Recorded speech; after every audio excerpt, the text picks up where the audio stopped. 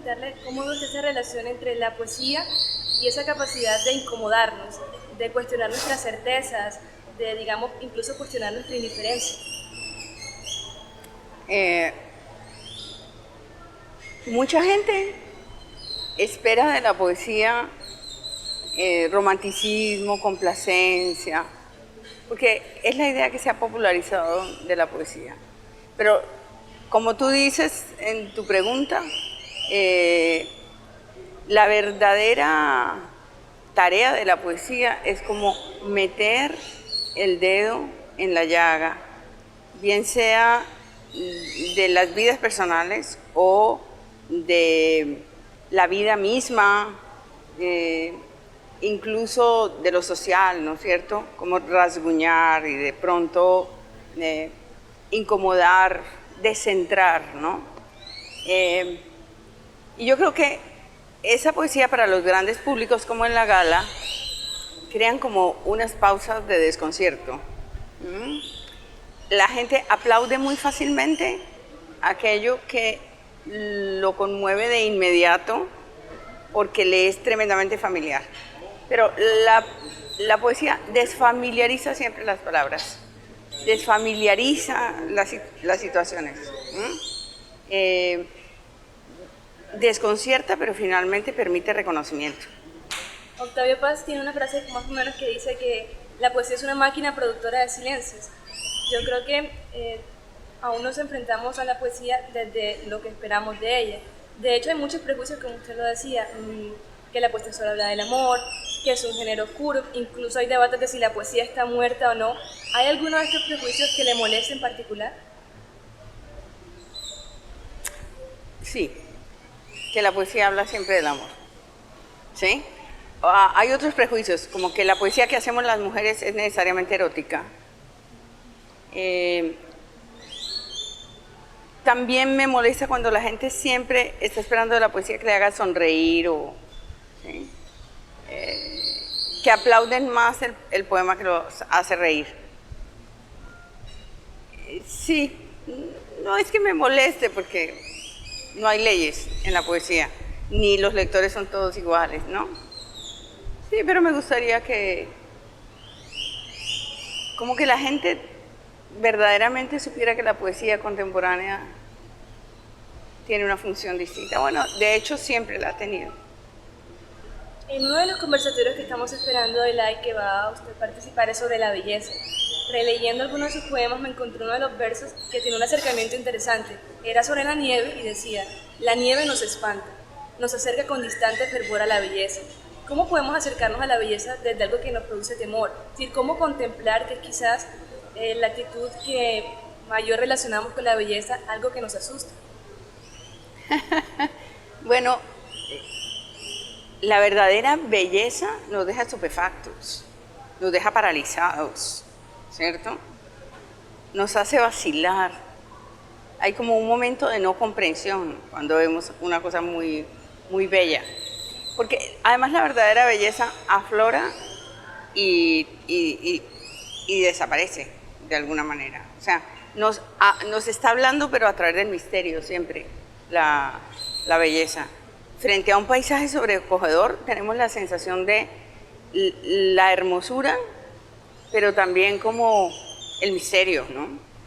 La verdadera belleza femenina o la verdadera belleza de un rostro también tiene que tener una parte velada, ¿no? Y ahí la belleza de lo terrible, la belleza de lo sublime, la belleza que nos sobrecoge. La otra belleza que nos han vendido por ahí es una belleza banalizada, es la belleza que nos complace, ¿sí? Que está diseñada, domesticada. Esa no nos interesa. ¿Piedad Bonet persigue la belleza cuando escribe un poema?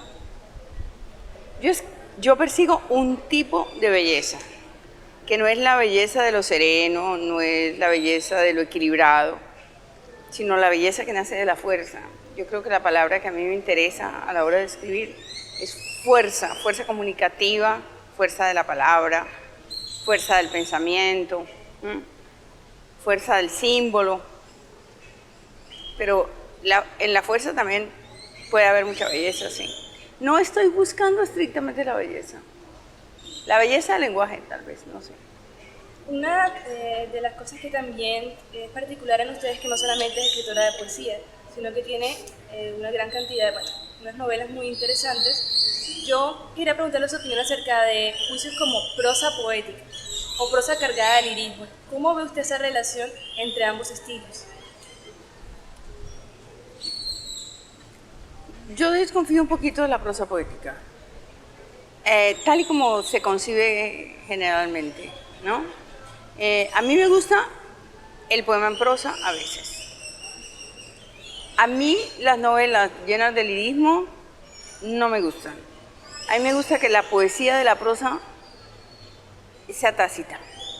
O sea, no esté evidentemente en palabras que pretenden ser poéticas, ¿no? Me parece que el gran arte siempre entraña poesía. Sí. Puede haber cine muy poético, sí, puede haber la buena pintura de alguna manera nos transmite un sentimiento poético. Lo que no me gusta es que nos hagan trampa, que nos estén vendiendo una novela y que nos encontremos es como una alarde, ¿no es cierto?, de palabras que pretenden ser poéticas. Eso sí lo odio.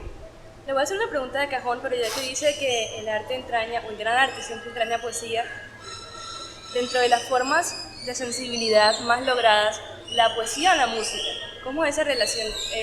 ¿Jerarquiza una sobre otra o cree que se colaboran mutuamente? ¿Te refieres a la música per se o a la música en la poesía? A la música en la poesía. Es decir, ¿es una esencia misma de la música o la música como arte, digamos, puede sobrevivir sin necesidad de tener poesía? Para mí la música es la quintesencia del arte, porque se alcanza la trascendencia como sin contenidos evidentes.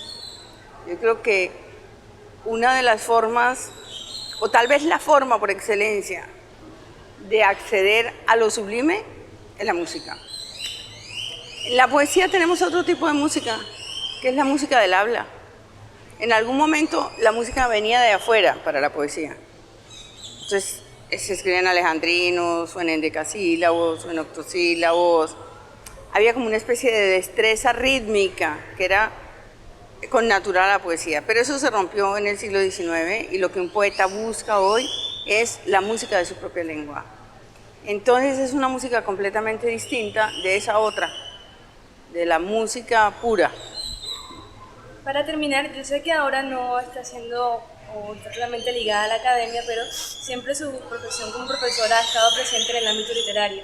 ¿Cómo es el acercamiento a un poema cuando ya no es para escribirlo, sino para analizarlo desde la academia? Es un arte muy, muy difícil, ¿no?